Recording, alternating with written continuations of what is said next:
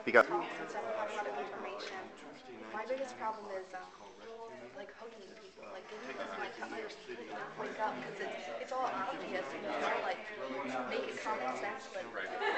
And that's a great question. There are a million approaches, and it depends on the person that you're dealing with. So figure out what motivates them. If you can do that, that'll help. One sort of generic way to hook them, though, on 9/11 is to show this exact same video I showed you today, the Bob Bowman Building 7 video. That it's only 3 minutes, and I think the fact that it's Bob Bowman who put that thing together, the former head of the Strategic Defense Initiative, the Star Wars program, this guy with this amazing resume, a guy who should be president, puts together this 3-minute video that just demolishes the official story of 9/11 just by showing Building 7. That's a really good hook. It's like, hey, can I have 3 minutes of your time? Just take a look at this. Any questions? It's really hard for people to come up with anything to say about that 3 minutes of video. So that's a good generic hook. Generally, I think a way not to approach people is to yell at them. Like, don't, you stupid sheeple, wake up, and that just puts them to sleep a bit more. So do these big events, do you feel like you have a bigger impact, events like this, like talks like this, or? Geez, I don't know. I mean, before I got hauled off before the television cameras and kicked out of academia, I was out there in public handing stuff out and talking to people, doing teach-ins more, and that I think is really a good thing to do. The so-called civil information activism, doing what you're doing now, finding people to videotape and asking them questions.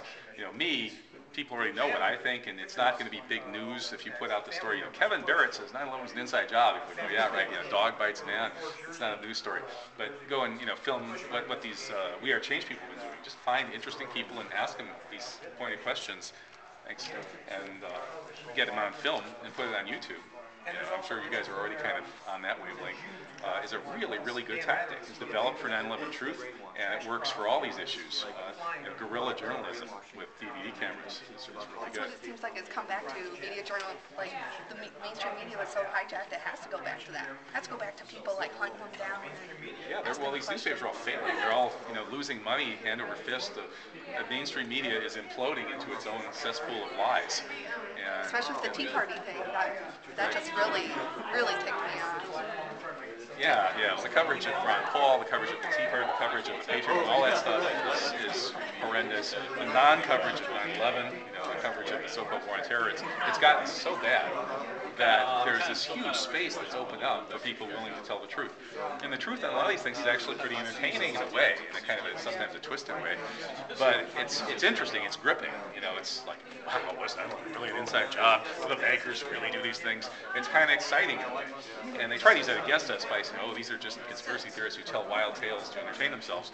But we should embrace the entertainment value of this, make it interesting and put some pizzazz into it. I mean, the bad guys, when Fox does that, all the mainstream journalists realize they can sell more papers if they juice things up. William Randolph Hearst did that. So we got to do that too. We need to grab people by their interest, not preach at them. Put out something that's entertaining, maybe some humor if you can find appropriate humor. Stuff that doesn't make them depressed.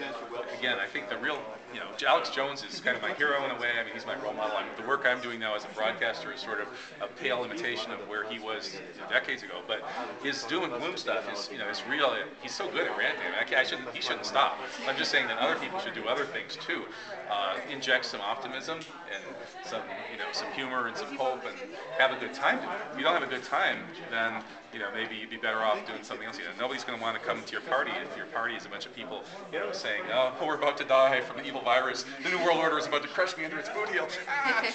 So who's going to come and want to be part of you? People imitate other people that they think are, kind of having fun, and people that they like.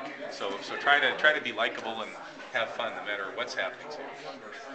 I've been trying to do that for a few years, and actually, if you try to be having fun for a few minutes, pretty soon you are having fun.